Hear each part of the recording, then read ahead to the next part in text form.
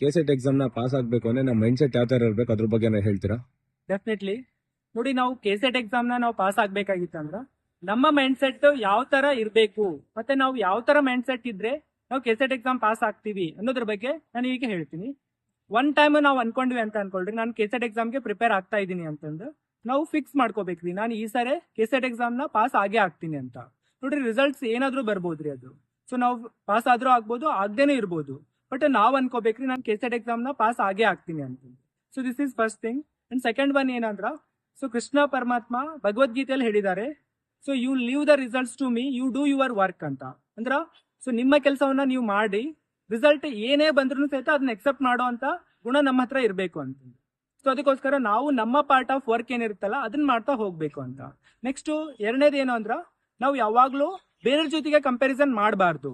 So ಈಗ ಬೇರೆಯವರು 10 ತಾಸು ಓದ್ತಾ ಇದಾರೆ, ನಾನು ಜಸ್ಟ್ ಒನ್ ಅವರ್ ಅಷ್ಟೇ 2 ಅವರ್ಸ್ ಓದ್ತಾ ಇದೀನಿ, ಈ ತರ ಅನ್ಕೋಬಾರ್ದು. ಅದ್ರ ಬದಲಿಗೆ ನಾವು ಕಾನ್ಸ್ಟೆಂಟ್ ಆಗಿ 3 ಅವರ್ಸ್ ಅಥವಾ 4 ಅವರ್ಸ್ ಪ್ರತಿದಿನ ಸ್ಟಡಿ ಮಾಡ್ತಾ ಹೋಗ್ಬೇಕು ಅಂತ. ನೆಕ್ಸ್ಟ್ ಮೂರನೇದು ಏನು ಅಂದ್ರ, ಯಾವ್ದೋ ಒಂದು ಕ್ವಶನ್ಸ್ ಗಳನ್ನ ಸಾಲ್ವ್ ಮಾಡ್ತಾ ಇರ್ತೀವಿ ಅಥವಾ ಮಾಕ್ ಟೆಸ್ಟ್ ಗಳನ್ನ ತಗೋತಾ ಇರ್ತೀವಿ, ಅಲ್ಲೇನಾದ್ರೂ ಕಡಿಮೆ ಮಾರ್ಕ್ಸ್ ಗಳು ಬಂದ್ವು ಅಂದ್ರೆ ಬೇಜಾರಾಗಬಾರ್ದು. ನಮ್ಮ ಬೇಸಿಕ್ಸ್ ಗಳನ್ನ ಸ್ಟ್ರಾಂಗ್ ಮಾಡ್ಕೋಬೇಕು, ಸ್ಟ್ರಾಂಗ್ ಮಾಡ್ಕೊಂಡು ಮತ್ತೆ ಮುಂದೆ ಹೋಗ್ತಾ ಇರ್ಬೇಕು ಅಂತ. ಸೊ ನೆಕ್ಸ್ಟ್ ಏನು ಅಂದ್ರ, ಕೆಸೆಟ್ ಎಕ್ಸಾಮ್ ಏನಿದೆ ಅಲ್ಲ, ಇದೊಂದು ಕಾನ್ಸೆಪ್ಟ್ ಬೇಸ್ಡ್ ಎಕ್ಸಾಮ್ ಆಗಿರುತ್ತೆ. ಇಲ್ಲಿ ಬಯಾಟ್ ಹಾಕೋದು, ಕಂಠಪಾಠ ಮಾಡೋದು ಈ ತರ ನಾವು ಮಾಡಬಾರ್ದು.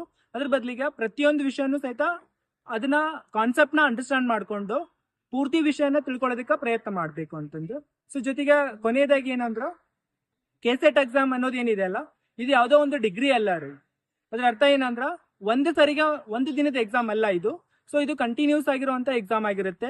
ನಮ್ಮ ಡಿಸಿಪ್ಲಿನ್, ನಮ್ಮ ಆಟಿಟ್ಯೂಡ್, ನಮ್ಮ ಹಾರ್ಡ್ ವರ್ಕ್, ನಮ್ಮ ಕಂಟಿನ್ಯೂಸ್ ಪ್ರಿಪರೇಷನ್, ಇದು ಎಲ್ಲದೂ ಸಹಿತ ಇಂಪಾರ್ಟೆಂಟ್ ಆಗಿರುತ್ತೆ. ಅದಕ್ಕೋಸ್ಕರ ನಾವು ಕೆಸೆಟ್ ಎಕ್ಸಾಮ್ ನ as A way of life ಅಂತ ನಾವು ತಗೊಂಡ್ಬಿಟ್ಟು ಸ್ಟಡಿ ಮಾಡ್ತಾ ಹೋಗ್ಬೇಕು. ಸೊ ಆ ತರ ಮಾಡಿದ್ದೆ ಆಯ್ತಂದ್ರ ಈ ಅಟೆಂಪ್ಟ್ಗೆ ಕೆಸೆಟ್ ಎಕ್ಸಾಮ್ ಪಾಸ್ ಆಗ್ಬೋದು, ಅಟ್ ಲೀಸ್ಟ್ ನೆಕ್ಸ್ಟ್ ಅಟೆಂಪ್ಟ್ ಆದ್ರೂ ನಮ್ಮ ಕೆಸೆಟ್ ಎಕ್ಸಾಮ್ ಪಾಸ್ ಆಗ್ಬೋದು ಅಂತಂದು. ಸೊ ಅದಕ್ಕೋಸ್ಕರ ಒಂದು ಒಳ್ಳೆ positive attitude, positive mind set ನ ಇಟ್ಕೊಂಡ್ಬಿಟ್ಟು ನಾವು ಕೆಸೆಟ್ ಎಕ್ಸಾಮ್ ಬರ್ತಿದ್ದೆ ಆದ್ರೆ ನಾವು ಡೆಫಿನೆಟ್ಲಿ ಕೆಸೆಟ್ ಎಕ್ಸಾಮ್ ನ ಪಾಸ್ ಆಗ್ತೀವಿ ಅಂತಂದು. So this is all about mind set. Thank you.